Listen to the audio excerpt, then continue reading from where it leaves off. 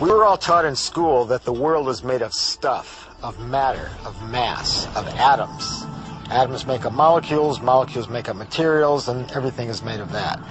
But atoms actually are mostly empty. For example, if this ball were the nucleus of an atom, a proton in a hydrogen atom, for example, then the electron circling this, which would describe the outer limits of that atom, would be out by that mountain over there, roughly 20 miles away. And everything in between is empty. In fact, the universe is mostly empty. Within all the atoms and molecules, all the space within them, the particles take up an insignificant amount of the volume of an atom. Dr. William Tiller said, "Within all the atoms and molecules, all the space within them, the particles take up an insignificant amount of the volume of an atom." But it's the particles that supposedly make up matter, so scientists focus on them in their experiments.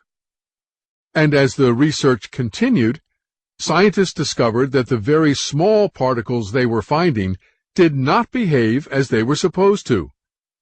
Basically, Newtonian physics only worked well on large objects, objects we can see with our naked eyes, but not on a subatomic level. This was the beginning of quantum physics, and the most famous experiment that got everyone opening their minds to new possibilities about the universe and how it works is called the double-slit experiment. Let's make sure we understand this double-slit experiment so far. When we shoot matter, like a BB or a marble, at a barrier with two slits, we get two bright streaks on the screen behind in line with the slits, like this. And when we shoot waves, like waves of water, through a barrier with two slits, one wave becomes two waves on the other side of the barrier, and when two waves hit, they interfere with each other. If the top of one wave aligns with the top of another wave, it's called constructive interference, and the result is a new and bigger wave.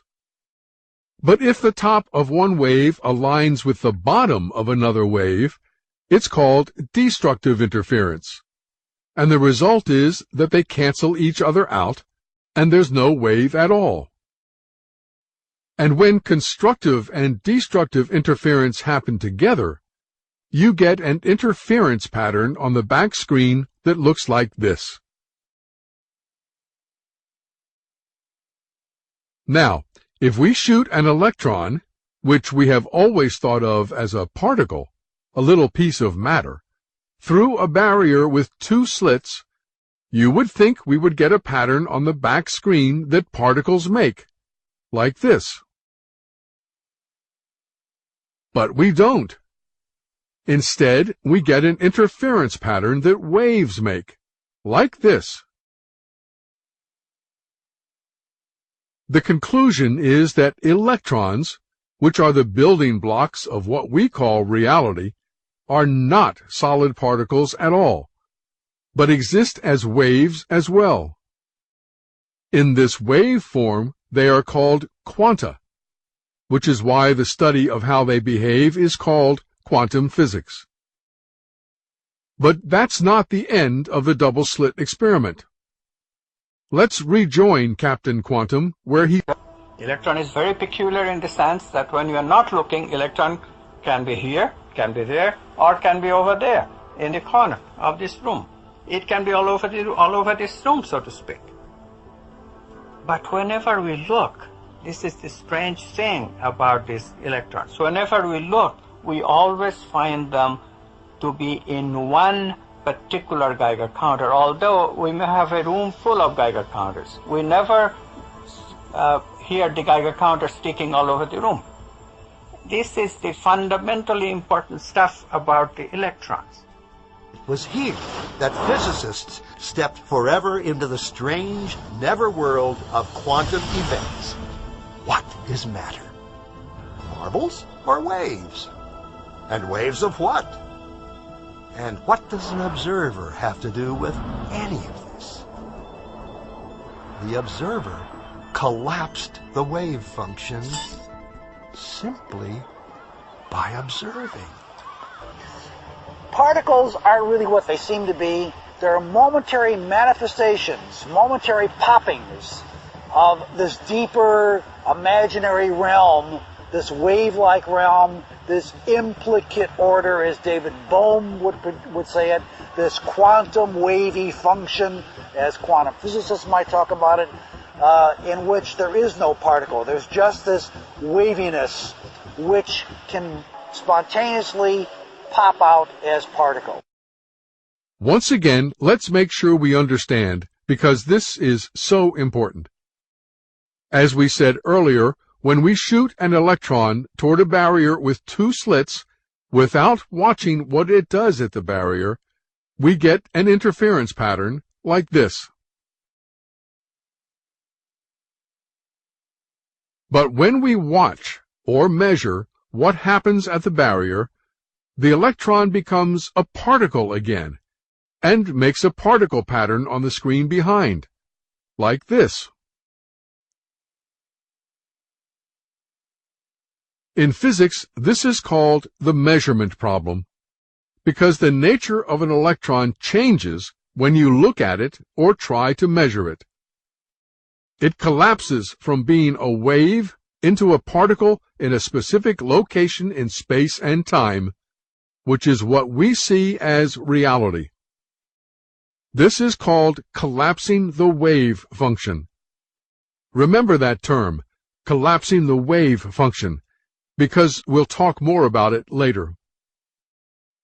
This means that an electron, the core element of what we call our solid physical reality, is only a solid particle, is only matter when someone is looking at it. Otherwise, it's a wave and not solid at all. In his book, The Holographic Universe, Michael Talbot said, "There is compelling evidence that the only time quanta, or electrons, ever manifest as particles is when we are looking at them. When an electron isn't being looked at, it is always a wave." To put it the other way around, the natural state of an electron is as a wave. It only pops out of its wave state to form a particle in a specific location in space and time when it is being observed. Then, when it's not being observed, it goes back into its wave state. But it turns out that it's not just the electrons that pop in and out of existence. Listen to Dr. Jeffrey Satinover. Matter is not what we have long thought it to be. To the scientist, matter has always been thought of as sort of the ultimate in that which is static and predictable. We like to think of space as empty and matter as solid. But in fact, there is essentially nothing to matter whatsoever. It's completely insubstantial. Take a look at an atom. We think of it as a kind of hard ball.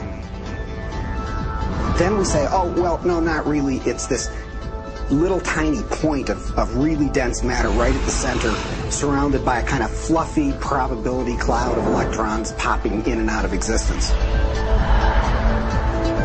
But then it turns out that that's not even right. Even the nucleus, which we think of as so dense, pops in and out of existence just as readily as the electrons do. Dr. Satinover said, even the nucleus of an atom, which we think of as so dense, pops in and out of existence just as readily as the electrons do. So it is not only the electrons that exist as waves and then pop into a specific location in space and time when they are observed, but also the nucleus. And the most recent research has even found that whole atoms and molecules do the same thing. Physicist Nick Herbert says this means that the world behind our back, where we are not looking and cannot observe, is always a radically ambiguous and ceaselessly flowing quantum soup.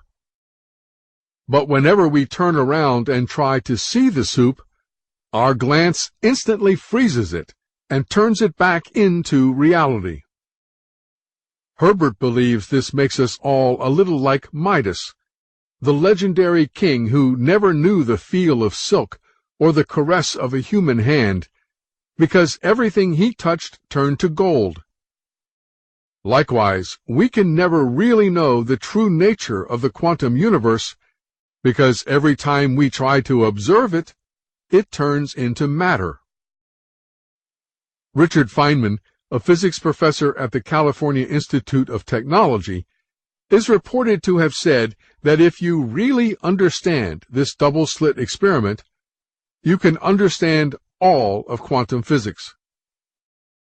You will hear me say fairly often that one of the best clues or hints about how our universe actually works can be found in our kids' video games. Right now, take a short look at a game called Minecraft.